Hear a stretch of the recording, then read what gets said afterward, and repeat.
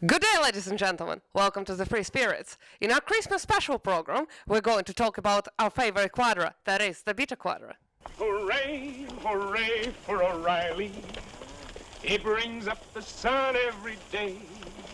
There is a common misconception that betas are ideologically driven collectivists. This is false. First of all, betas are in fact the least socially oriented quadra, as they do not care about social norms associated with introvert ethics or about universals associated with expert intuition.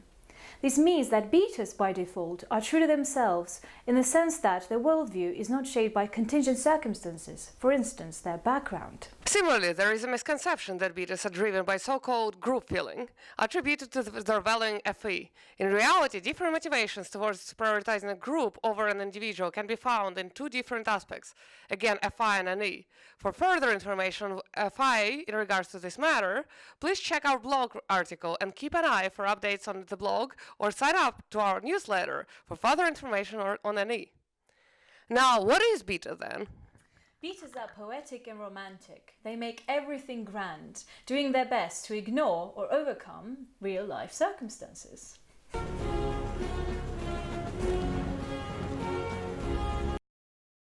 With a holistic perception of people, they understand who a person is at his core. This means, among other things, that betas don't like changing people to the point of rejecting the concept of change altogether. This contrasts with the Delta Quadra and their concept of personal growth and improvement. Here we can see Tom Morgan, IEI, from the movie Warlock, expressing this concept, and Blaisdell, SI, echoing it, albeit belatedly. Well, that's the way we've always done it. That's the way it's always been. It's the way I've lived. It's the way I'll always live. Betas live for their dream and strive to live their dream, no matter the cost.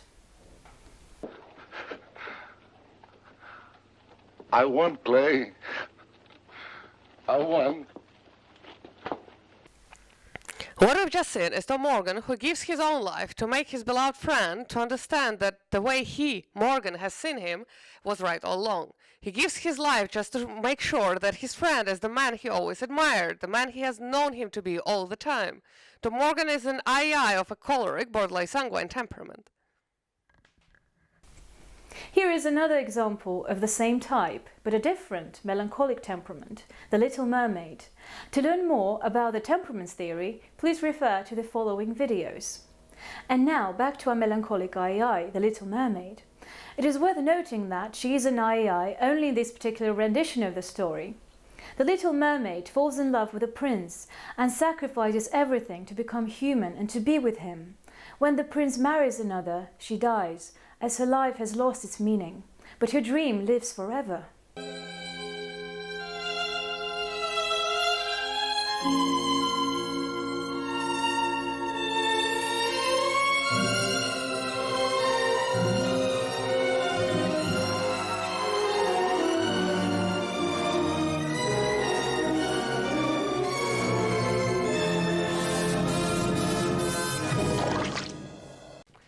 The above description is characteristic of the whole quadra, but is most apparent in IEIs, as our first block is seeing a person as a whole, dreaming with emotions, in other words, an I and a FE. Blaisdell exhibits the same understanding of a person's image after Morgan's death, in his TISE way, by defining the importance or worth of Morgan to him and expressing his disdain for the rest of the population.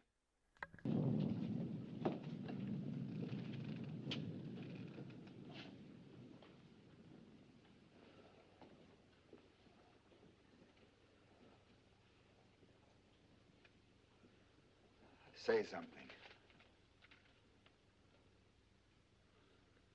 Say something.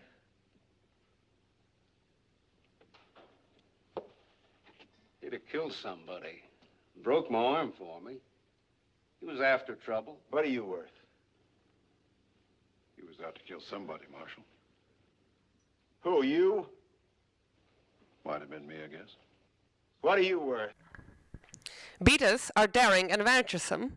They need presence of conflict and obstacles to overcome in order to feel alive.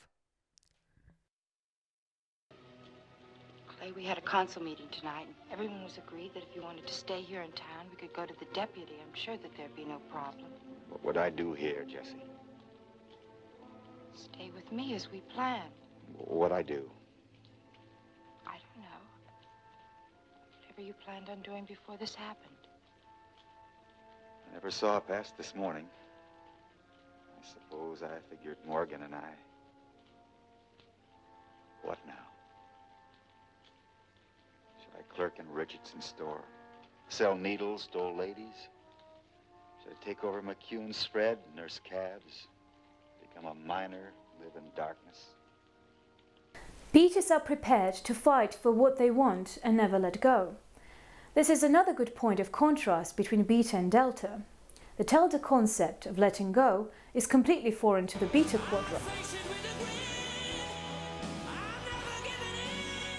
Having found the love of his life, Busey is prepared to fight dozens of armed men to be with her, displaying almost inhuman strength and undying determination, which only enhances the tragedy of his subsequent death, as he's tragically murdered. Клянусь дьяволом, мне начинает казаться, что я все-таки отсюда выберусь. We have shown another example of this tenacity of SCTI in our previous video on SLEs. In that video, we have shown Doc Holliday getting up from what was assumed to be his deathbed. I need you, Doc. Don't let me down. Wake up, do you hear me? Wake up! Leave him alone. Can't you see he's dying?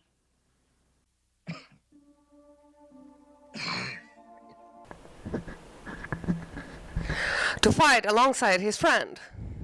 At least let me die with the only friend I ever had. Same kind of behavior can be seen in the ethical beaters too, albeit a less effective one.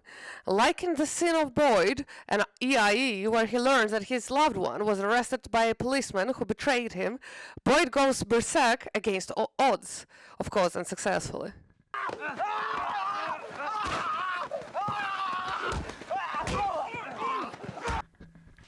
That's it for today, ladies and gentlemen. Thank you for watching and Merry Christmas!